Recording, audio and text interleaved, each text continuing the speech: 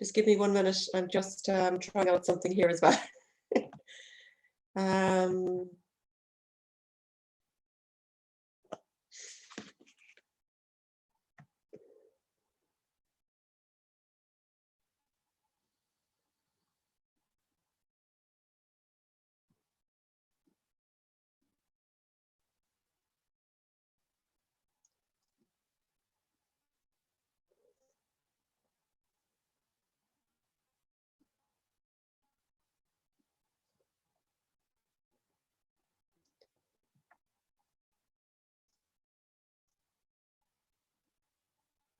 Okay, here we go. So, sorry for the delay there getting started. Welcome to the masterclass on finding your why. Basically, what the whole purpose of this call is to really help people go back deep inside. Sorry for the delay there getting started. Welcome to the masterclass on finding your why.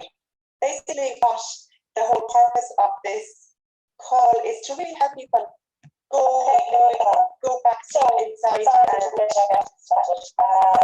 Welcome to the masterclass on finding your why. Basically, what the whole purpose of this call is to really help people go back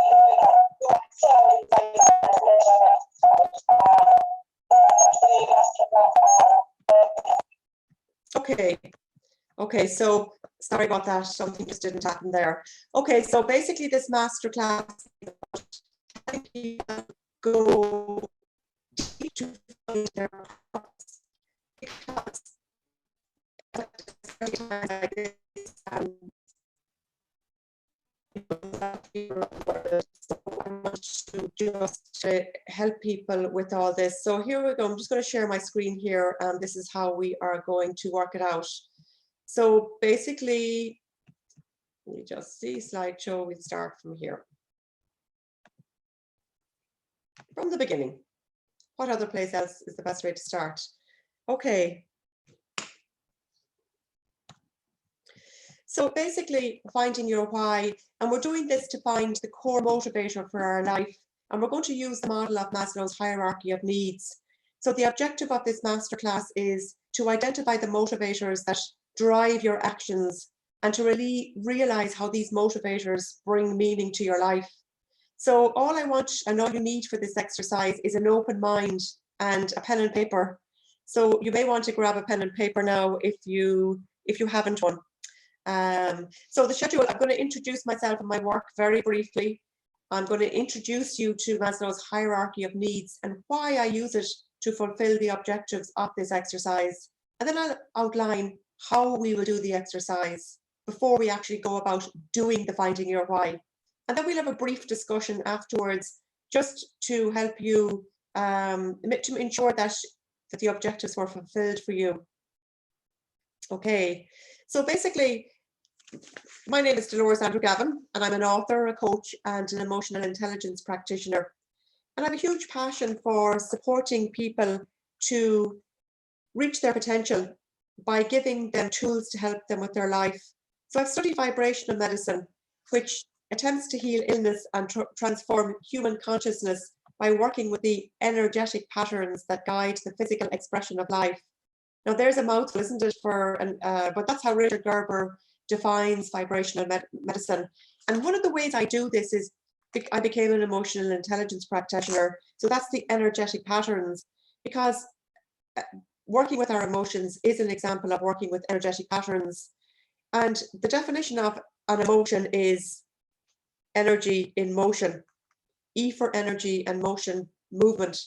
So an emotion is a piece of energy that moves. And it's by its very nature, it wants to move. And so when we put this in context of our emotions, we want to be able to be in the flowing state of our emotions. We want to be able to feel them, and we should be able to feel all our emotions. We don't talk about negative as such, because all emotions have their purpose. They all are messenger molecules, each with a purpose. So an emotion is a piece of energy that we want to feel. We want to feel the fears that are coming up now. We want to feel them all, but we want to be in the flowing state with them. We want to let them guide us to what they're telling us, and then we want to move out of them. So we've all felt emotions at some stage, and I suppose a very simple one would be if you ever felt butterflies in your tummy. So basically what this is, if you feel butterflies in your tummy, it's an energetic reaction to an outside stimulus. So it may be that somebody asked you to stand up and give them an elevator pitch, and you felt butterflies in your tummy because you felt this fear, maybe, oh my goodness, I couldn't possibly do that. That's energy that you're feeling. So we all have felt energy that way. And also another way we might have felt it in the past is in relation to love situations where someone might have hurt you, and you might feel almost as though they stuck a knife in your heart. There again, that's another way that we have actually felt energy in our lives. And our emotions are very much enmeshed in our ability to reach our potential and to live life on purpose. If we're fearful around not having our basic needs met, then, like let's say if we're fearful around not being safe or not having enough, then really we're going to find it hard to ever reach our potential if we're stuck in these basic needs. And self-esteem as well is another one that comes along. If we don't feel safe, we're never going to transcend into the higher needs that come up for us. And so our emotions, if we allow them, they will drive our actions, and we become confident when we overcome fear. And there, I'll go a little bit further into these in a moment when we start talking about Maslow's hierarchy of needs. But really it's looking at each of the emotions so they don't stop us in the basic needs. Obviously at the moment, as I say, with the virus and everything that's around, people are feeling a lot of fear because basic emotions and fear is instinctual. Fear is instinctual, and it also brings us closer to our intuition. So basically when we feel fear, it activates adrenaline, which allows us to the fight, flight, or freeze response, which is essential for us in certain circumstances in order to allow us, let's say a fire started in the building we're in, the adrenaline starts, and then we're able to actually obviously get out of the fire situation that we're in. And that's what we want with the adrenaline. And that's why fear is so good. But what we don't want to do is we don't want to allow ourselves get stuck in it. So let me just here 1 second. I just see a question.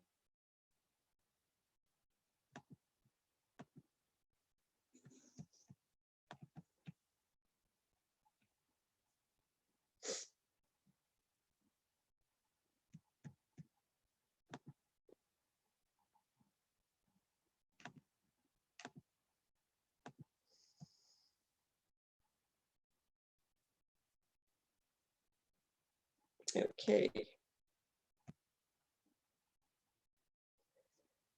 Great, so that's fine. I'll get to questions in a while. So basically going back here then to, talking about, stop share, resume sharing. So going back to speaking about the emotions there that are coming up at the moment. So we really want to look at these, and we want to be able to deal with our emotions. So does anyone have a question around emotions, or would anyone like me to go deeper into any emotions they might be feeling right now before we move on to Maslow's hierarchy of needs? Or if not, I will move along and I will discuss the emotions as I speak about Maslow's hierarchy of needs. Okay, so I don't see any questions, which is fine on that. So basically, we all have stories to overcome, I suppose, and lessons to learn in life. And I wanted to share my personal story with you in order to give an example of this and how emotions can keep us stuck in our basic, let's say, our basic emotions, the needs we have. So when I was young, I was a people pleaser, and I was very obedient, and I never questioned anything really of much significance. And whilst that might sound like, well, there's nothing really wrong with that, it stopped me in a lot of ways, because I wasn't really getting any of the results I wanted. I worked in law for 20 years, but this wasn't a chosen career. It was one that was chosen by my mother. And I didn't object at the time. I just went along with it. And, I just did it. And whilst that there again, it wasn't a very assertive thing. It was just the way I was. And so I wasn't getting the results that I wanted in life because I didn't actually choose this career. And this is a pattern that played out and out for me throughout my life, where I needed to find my voice, to be able to become assertive and say, have my say in my future, have my say in all my decisions I was making. So I wasn't really feeling like I belonged enough in the legal world because I hadn't there again chosen it. And at some stage in my life, I decided enough is enough. I'm really not getting, I'm not getting living to my full potential, because none of this is actually making sense to me. It was a kind of a push-pull. I kept getting situations come up for me that really weren't appeasing my basic needs of feeling like I belonged and that I was safe in a job and that my basic needs were being met. So I just really tell you this to show you how that we can actually, when we're not living on purpose, that we don't get the results we want, and we can't actually then live to our full potential. So I did a lot of studying. I changed career. I'm not now in law, and the recession was a catalyst for that. So I have completely changed, and now I'm doing something where I feel like I belong in an area I'm in. I've done lots of courses and studying to retrain, and this is bringing me better results, and it allows me to work to my full potential. So one of the tools now I use to help people reach their full potential is Maslow's hierarchy of needs, because everything I have just mentioned about in my own journey came up for me in order for me to actually to be doing something on purpose and to be really, activated by my core driver, etc. So before I go into describing each of these 5 stages and 5 needs, does anyone have a question around that? You can just unmute yourself if you have.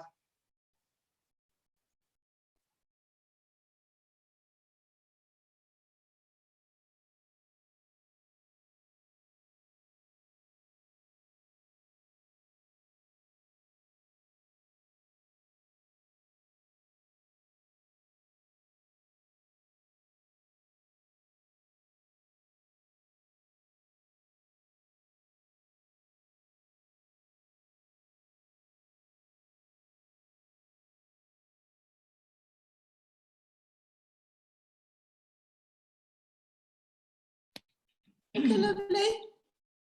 Hello. Well, I can't hear you. You're muted now. Your mic is off. Yeah, it just keeps it's back on again, isn't it? Yeah. That's cool. No, I'm good. I'm fine. Yeah, enjoying myself. It's doing lots of different crazy things on me this morning, my Zoom. So just apologies for that. Okay, that's okay. Where are you, Dolores? Where are you? Are you in Ireland or are you? I'm in Galway. Are you? Yeah. I find that it's actually more difficult to do Zoom inside Ireland than it is to do it with Canada and America. It's very weird. But yeah, anyway, that's fine. I don't usually have all these issues, but I'm having them this morning with them. But that's okay. We just go ahead. Yeah. So now we'll be fine. Thank you, and thank you. So I'm going to go into now what is Maslow's hierarchy of needs and describe to you what it actually is. So it's a motivational theory that was developed by a man called Maslow, and it's used in psychology. And it argues that as individuals, not only do we in our basic needs, but as humans, we are constantly striving to find our purpose in order to give meaning to our life. And I think that really is so true. We're pushed by our meaning, and not pushed by it as such, but we strive to find out what it is all about. And so the model itself is built on 5 levels, and with each of them build on the other. The lower needs are the more basic needs, And down here, the bottom one, the red one, is the physiological needs. And this really needs that we have, and we don't want to are stuck with the disease. Not that is, we don't want these needs to be are so here. We need food. And this is a basic need we have. It's probably the most basic need in our life. And building on that then is safety. And our safety needs are huge as well, because it's how we deal with emergencies. And, you know, our safety needs can, if we found as a child, our beliefs around these basic needs form when we're a child, when we're young, because we perceive our environment and how we perceive our safety when we were young. But it's all about perception again. If we perceived that our needs, our basic needs were met, we were fed, and we felt safe, then somebody 100% feel safe all our lives. Feel safe huge all the time. So if somebody formed a belief that life really wasn't very safe for them, perhaps their parents couldn't provide for them for various different reasons. They may be doing their absolute utmost best, but the child perceived they didn't just feel safe for some particular reason. Then that fear that they may have developed, or that feeling around their basic need of safety, won't have been met for that individual, how they perceived their environment when they were young. And this can go on, and it's as a limiting belief that they hold far, far into their lives. And you know, sometimes fear can show up in many different forms for us. Fear around our safety, and especially it can be triggered, like if we're in a toxic work environment, we mightn't feel safe there. And a story will get triggered about how we felt safe. What is our main story around safety issue? This will get triggered in the future by something like maybe working in a toxic work environment. So the limiting belief we hold will get triggered. So that's why we want to look at these needs, the lower ones, and really, you know, we can go into them and look at our beliefs around them. And if we're holding on to a belief, a limiting belief around our safety, maybe now it doesn't apply to us anymore. Maybe we can look back and realize, actually, we were safe when we were young. It was just how we perceived our environment. Or perhaps if we weren't in a safe environment, we can see now how we can get triggered by safety issues in the moment, and how we can go into maybe our adrenaline might pump faster when we perceive that our safety is being challenged. And especially there again around these times, like now, those two basic needs, the physiological and the safety, around this time of the coronavirus, which is happening as I'm doing this masterclass, these two needs are definitely being triggered. And I actually see people getting more triggered than others. And now that can be for a number of reasons, of course. Sometimes people may be reading too much and reading too much false news, but also past limiting beliefs and stories people have about having their basic food, enough food to survive. These stories are being triggered. And if we saw food being hoarded when we were young, perhaps we were told, you know, we have a story around food like there isn't enough food, you know, take what you get now, eat all you can now, because we don't know when we're getting our next meal. If any of those stories are part of someone's psyche, are part of their beliefs, then this will definitely be triggered in times of emergencies like this. So I definitely see those two being triggered. In a work situation, you know what? These can be triggered work-wise as well, which is, I suppose, more what I was going to talk about anyway, work-wise. So In a work environment, our safety can be triggered due to a past story and a past limiting belief. Belongingness, the third one. If we don't have good stories around our safety and our physiological needs, then we won't feel like we belong. We won't feel safe enough to feel like we belong. So both of these were the two of those were triggered in the story I shared about myself. I didn't feel like I belonged in the legal career because it wasn't self-chosen. I didn't feel safe because I was in a toxic legal environment. At one job I had in, I was bullied in an office. So my safety got around even working there got triggered. It was only when I started to change, or it's only when I did change career that I now that I'm working in an area that's self-chosen and that my needs are now being met for me, I can look back and realize the limiting beliefs I had, the stories that I had that were going to keep showing up for me until I actually changed the story myself and looked at what was holding me back, pulled out the emotions that were there for me, and then changed them, changed the story. Sometimes we need to acknowledge and accept that things happen, that a belief we hold around a story is very truth. You know, maybe we weren't in a safe environment, accepting our past stories, but allowing ourselves to move on out of feeling so energetically charged and having our safety need as an active motivator switched on all the time. When really now, if we're in a safe environment, it doesn't need to be. We can change the motivator. We don't have to let that be the one that's the adrenaline on all the time. So moving on to self-esteem then above belongingness, we will not be able to feel confident if we don't feel like we belong. Morning, Maura. Hi. Confidence again is an issue which will build on the bottom three: our physiological, our safety, and our belongingness. If we don't feel safe, we won't feel confident. If we don't feel like we belong, as I said, we won't feel confident. They're building blocks on each other. And the self-actualization that Maslow speaks about, really in a nutshell, is living life to our fullest potential for us.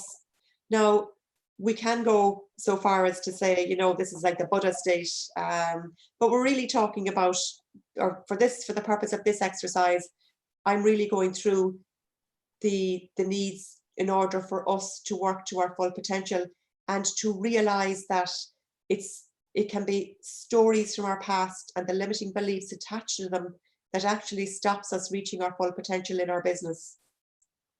So for me, as I say, the turnaround was when I actually found my voice enough to leave a career that wasn't self-chosen.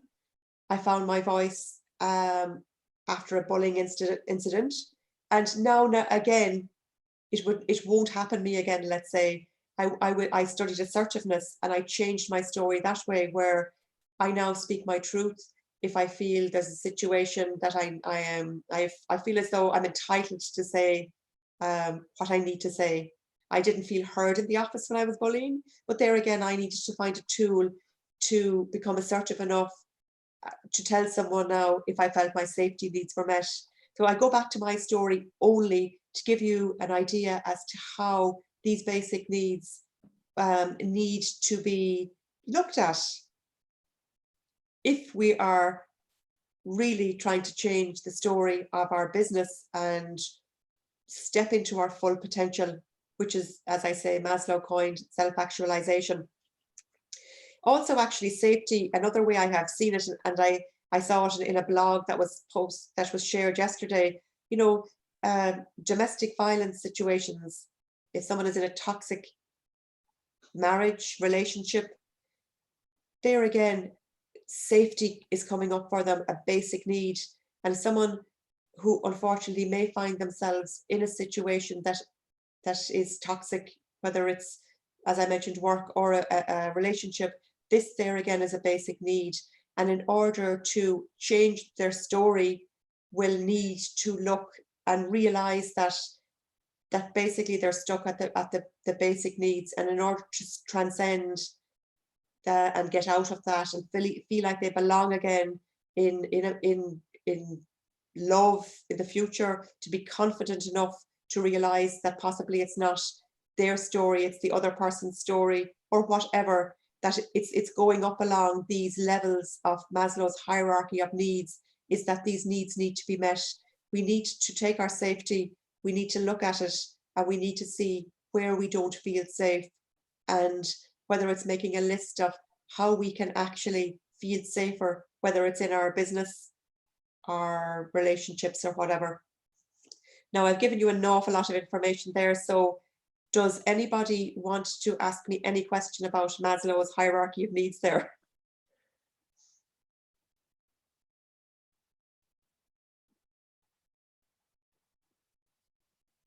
So now please do butt in if you want.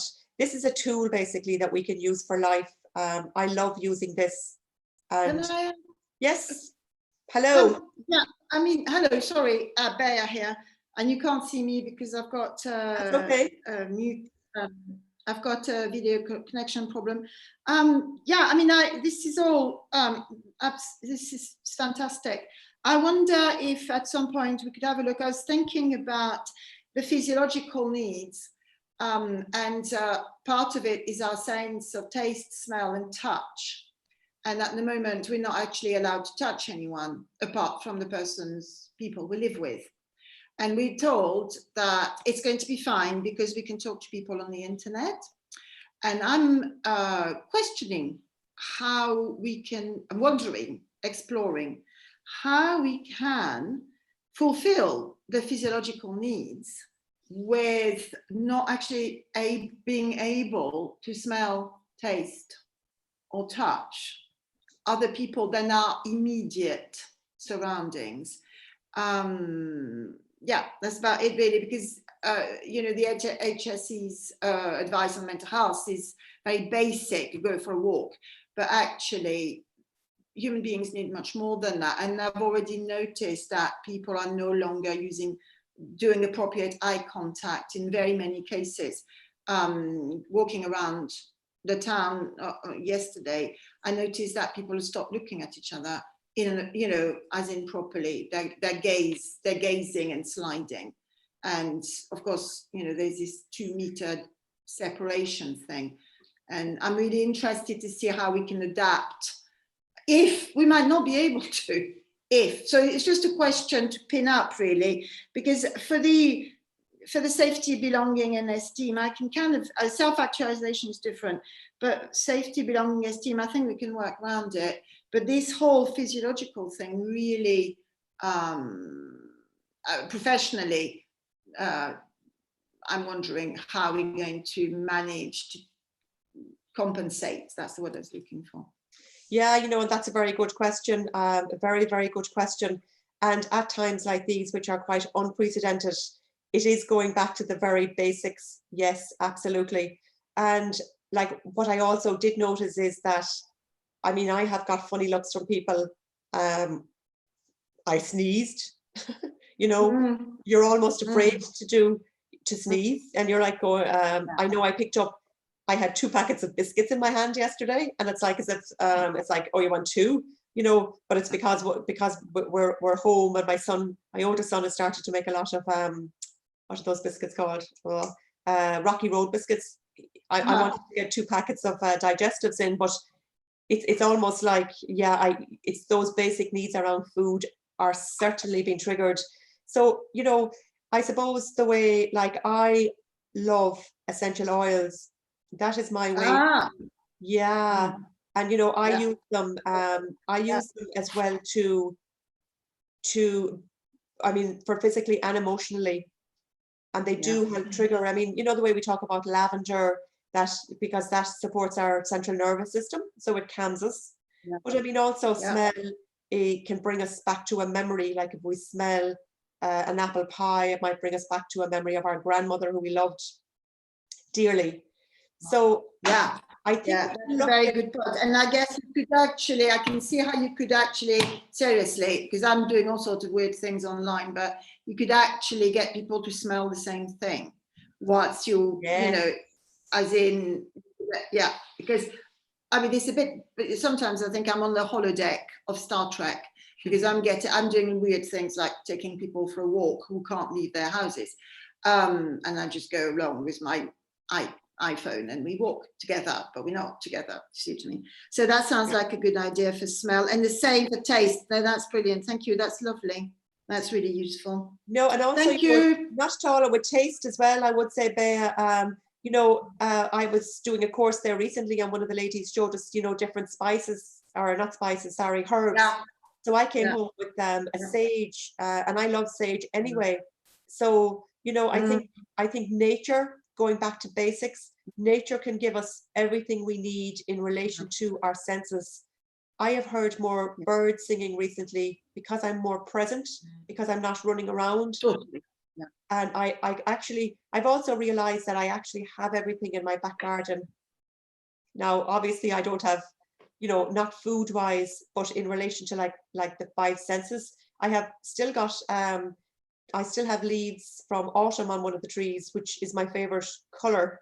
And it's really made me be more present and look for ways for me to have those needs met, whether it's, I walked around a place yesterday and I saw these beautiful flowers. You know, possibly if it was last week, first of all, I wouldn't have been walking with my child, because he would have been at school, we would have been doing homework, he would have been at a soccer match.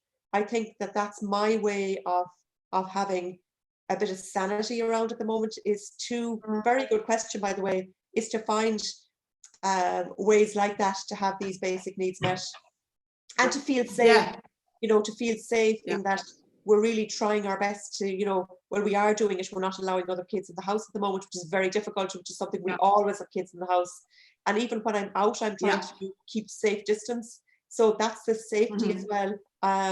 You know, it's triggering us, but I think I don't have any major triggers around either of those, thankfully. I have had, but I've gotten over them. So they're not going to be triggered as much for me, but for some people that will have a story around it, they will be more triggered. I hope I didn't go off on a waffle there in a tangent, that I explained that to you. That's fantastic. No, that's brilliant. Okay, so does anybody... Okay, that's great. Thank you, Dolores. No problem. Does anybody else have any question around the hierarchy? Because I just wanted to say too that, you know, this is a tool, as I say, we have for life. When we can look at this chart and realize that there is a hierarchy, and that there are, that, you know, that it's a foundation and that one build on the other. I just have some noise in the background. I'm not too sure if somebody doesn't mind muting there. Thank you very much. So it's a tool. I also do a lot of work with chakras. I'm not going to go into that whole story today, but there again, the colors are on this, on Maslow's hierarchy of needs. The red and the physiological is a root chakra. If we were to look at it like that, our root chakra is the foundation as well for life. It's our trust in actually belonging in the world. So that's a bit off tangent, but I work with the chakras a lot as well. So I really feel that this chart, I love this chart, and I think it's a great tool for people to be able to use. Now, our purpose can change at times as well. So, you know, once you do the exercise of finding your why, which we'll be coming to very shortly, it doesn't mean that you'll never go back and do the exercise again, because I'm going to take a hypothetical story to show you how our purpose can change at times. Okay, so let's take a hypothetical story of a mom who has taken time away from her career to raise her children. Self-made decision. She did it because she wanted to nurture them. She was able to do it financially. It was okay.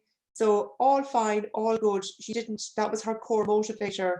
So, and our core motivator can be anything, by the way, you know, and in this particular situation for this lady, for her to live her full potential, which is the top green self-actualization, this was what was her core motivator.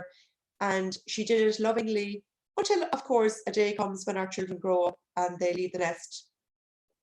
This mom may, you know, however way she reacts depends on her past stories. you know, she could still be triggered by something that happened a long, long time ago. But she may also want to, you know, check and do the exercise of finding your why again, because her purpose has changed. You know, she may want to take up a career, like maybe she loved sewing, let's say, and she now wants to find somewhere where she can get back into the career again that she gave up when she raised her children. So she could go back and she could do the exercise of finding your why that we'll do very shortly, in order to see now, to find out what is her core motivators are for her life right now. It's no longer the minding the children from home, because they have their own lives now. She's still, obviously, we always will be mothers, thank God, but it's not going to be what gets her out of bed in the morning, you know, to do her work for every day, because it's now changed. So she might feel lost as well. Lots of mums do feel lost when their life changes completely like this. I mean, it's entering a different phase of our life almost. It's the maiden mother crone, the wiser years of our lives. You know, there again, doing the exercise of finding your why will be wonderful to do at this time of our life. So once we do it, you know, we can do it once. We're not fixed for life.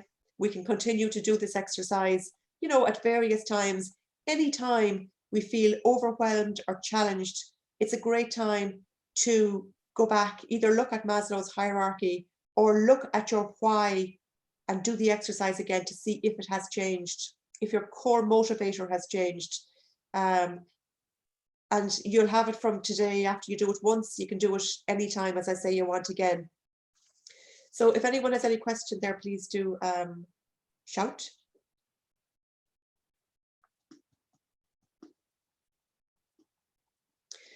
So why I go through this Maslow's hierarchy of need before I do the finding your why, it's to help you realize that a lot of these limiting beliefs that I spoke about are actually unconscious.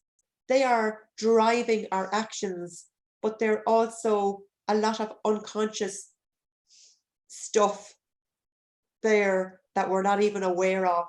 So when we do the exercise of finding your why, we go past the cognitive layer and we go right into the heart of where our passions lie. So we're bypassing all these limiting beliefs just for a moment, which is great, because then we realize, wow, people can have really big aha moments when they do the exercise, when we discover what really motivates us, what our real core driver is in life.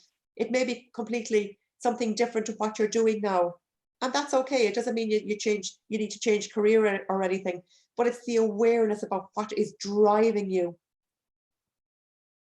And that can really help us in business. And we'll talk about that afterwards more so than now. I don't want to give you too much information before we do the exercise. And there again, this is a very personal exercise. You don't have to share the results of it with anybody. You can if you like, but know that it's personal and that it's a safe, like I'm creating a safe place for you to do this now. I'm not going to ask anyone to tell me what their why is at the end. It's just too personal of a journey.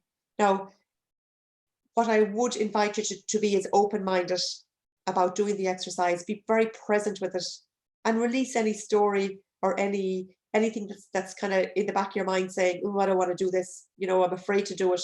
There's no need to be afraid of anything. You're actually just going into your own emotional zone. You're actually going to find your own passions, you know. So there's no exam at the end of this or anything. It's just being open-minded about it and letting go of story, but also realizing that if you don't go deep enough while we do it live here now, that's okay. You could do it again anytime. I'll have the questions. I can give you the questions, no problem at all. So now there are 4 questions that we ask. I ask you to answer in this exercise.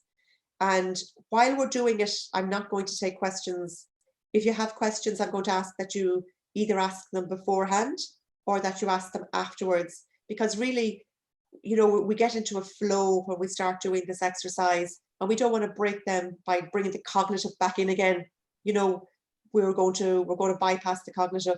So basically, I'm going to ask you a question and I'm going to give you 3 words how to start the answer. For example, one of the answers, I'm going to ask you a question and then I'm going to ask you to answer it with because I believe. Okay, so 4 questions and I will give you a few words in order to start the answer. they're going to be up on the screen here as well, so don't worry about anything. I have them on the screen and you can look at the screen as well as me talking to you about them. Okay, I am actually going to put a timer on and I'm going to stop at the end of that, and I want you to stop writing because I don't want you to think too much. Basically what we're doing is we're trying to get out of our mind, stop the mind clatter, etc. And it's a very, very, very, very simple. I spent 50 minutes talking about it, but it's a really simple exercise when we get to it. But I just wanted you to know why I guess we're doing it. So I'm going to do a bit of belly breathing as well to get us present in a moment. But does anybody have any question before we do the exercise and before we get into the lovely zone of doing some breathing to help us become present?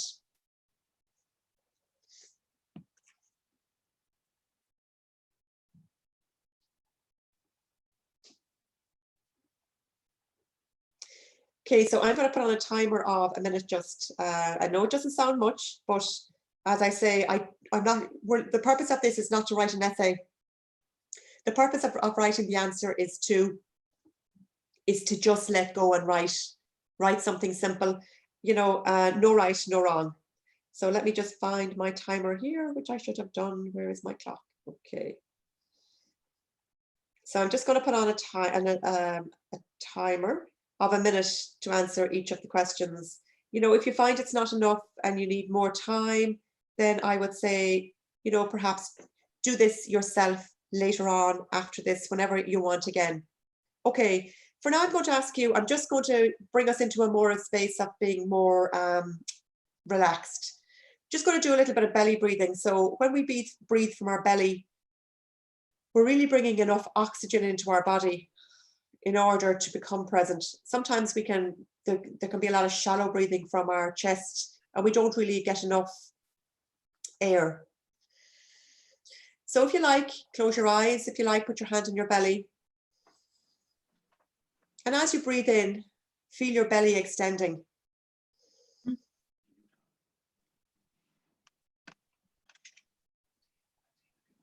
And as you breathe out, your belly is going in again. So we're just going to do 3 of these. Breathing in, then your belly goes out. And breathing out, your belly goes in again.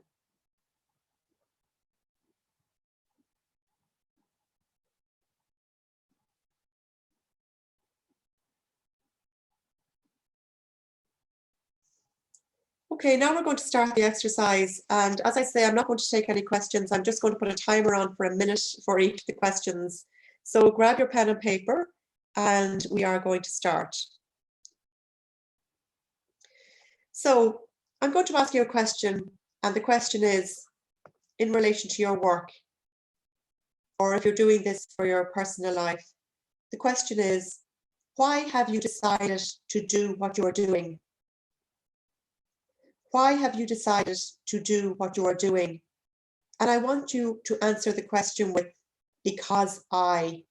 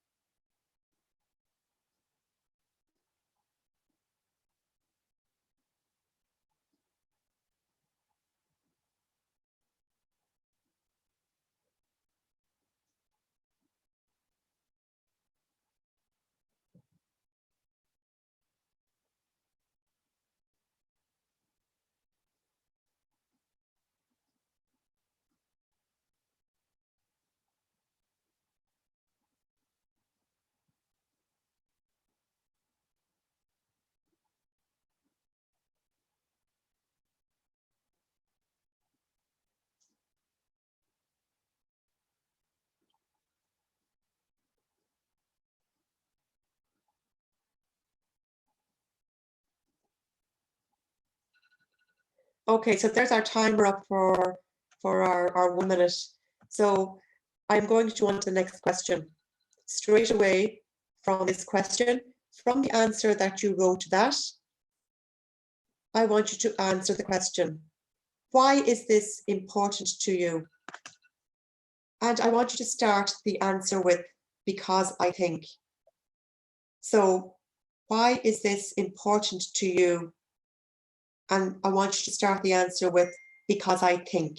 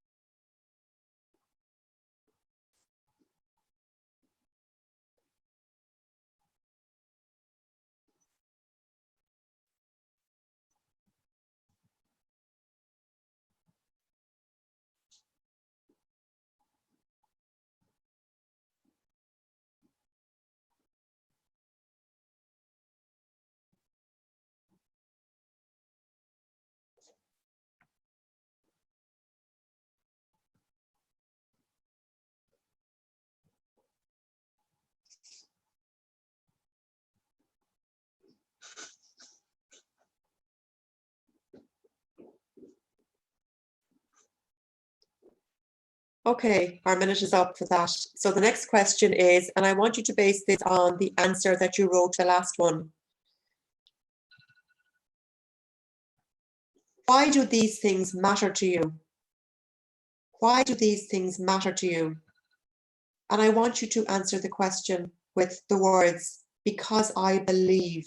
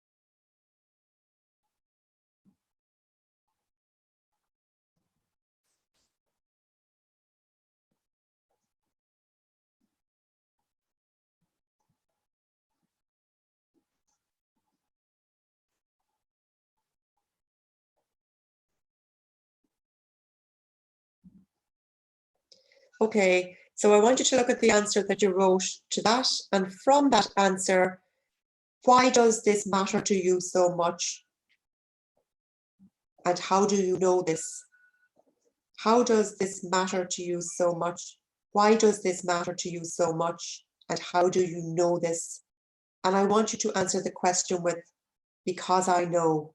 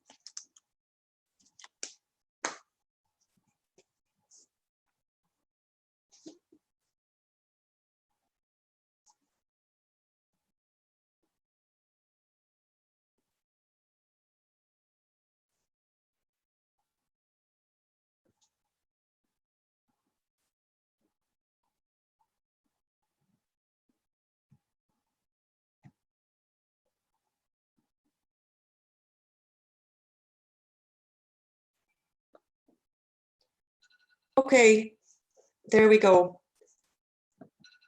So that is the 4 questions that are in the question of finding your why. Just going to give you a moment there to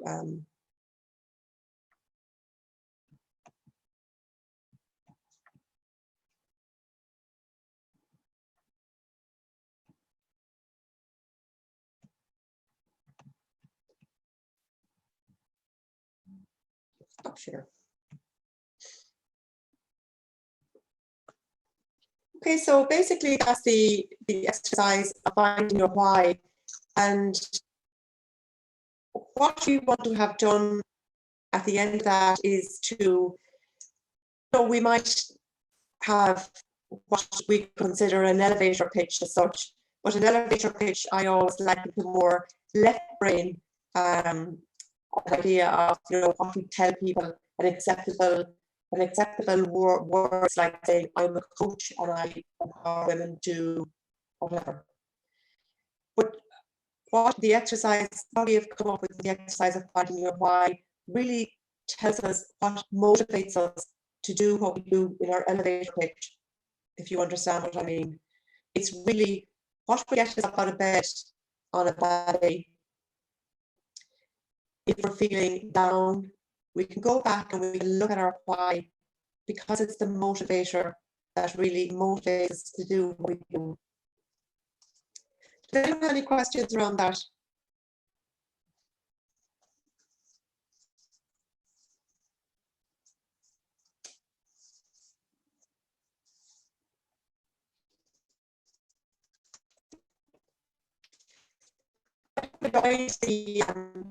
I can see the relevance of why I showed you.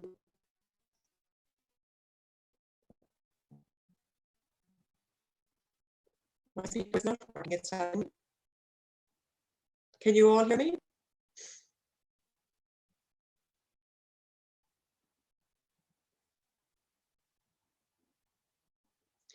So basically, this exercise has gone past the cognitive. Hopefully for you, you've understood why I went through the idea of Maslow's hierarchy of needs, to let you see how sometimes we can become so much off track and so much more living from our left brain as opposed to it being balanced with our right brain as well. That's the way I look at it. As I say, it's like we can be focused, go, but we could be go in our business with forgetting why we're going. I mean, mostly, well, I know like our basic needs are money in order to buy food to feed our children or our families. But there's also the emotional motivator that drives us to be in more what we feel we are serving the world with, serving our clients with. When I changed, that's why I shared my personal story earlier, when I changed from doing a job that I wasn't passionate about, it served me well. I had my basic needs met of money, but I wasn't getting my other needs of belonging or my confidence weren't being met because it wasn't coming from this deep place. So yes, we can be go, but, and at times I will say as well, as sometimes we have to do a job in order to get money, in order to maybe pivot and change that area we really want to do.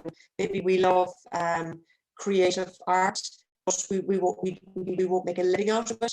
So we need to do some part-time work at the side, and that's all okay as long as you're being true to yourself. You're not questioning your creative art side. You're allowing it to flow, and you're when you're in your zone with your creative art, you're allowing everything to flow. The right side of your brain to flow, and that's okay at times. And sometimes we have to accept that as something now, possibly maybe we have to put our art project on hold, but we're not squashing it. We're saying, for now, I need to focus on an accountancy job. I know my art is there and I'm not abandoning it. It's being so truthful and so honest. It's allowing the needs to be acknowledged, as long as they acknowledge our passion, etc. So I just really quickly as well, if anyone has any questions, please do ask. I just wanted to share my 4-week course with you as well that I'm starting from next week. And this is one of the exercises actually from my course. I started, it's an exercise I do week 1, and basically it's helping people to reclaim their business mojo, become the master storytellers of their lives, because we are the master storytellers of our lives. our limiting beliefs are what we tell ourselves. I can't do this, I can't do that, I can't do the other. So we can change the narrative of our life by becoming very clear, firstly, on our why. Other things that I go through in the week are is that we delve into our value system. We discover how our values were formed. We root out old value systems and beliefs around them that keep us stuck and getting the same results that we don't want. And we also create a map of the destination that we want. And we do this from a place with a clear purpose and direction. We're getting clarity constantly, and clarity is what it's all about. And I'm a business clarity coach, and that's where I come from with this offering. So I just wanted to let you know that that's starting next Monday. It's a 4-week course. It's all online. It's all through a Facebook group. The usual price is €349, but because of the coronavirus and everything that's happening to us in the world, I'm actually offering anyone that wants to do it 50% off. So if anyone wants a link to that, I can put the link in the chat. You're more than welcome to have it, because I know that it's not always easy. I'll send it in an email to you anyway. But does anybody have any questions before we finish up? Because I'm aware now it's after 12 o'clock and I just don't want to keep you past time. I said I would. I'll stop sharing my screen as well.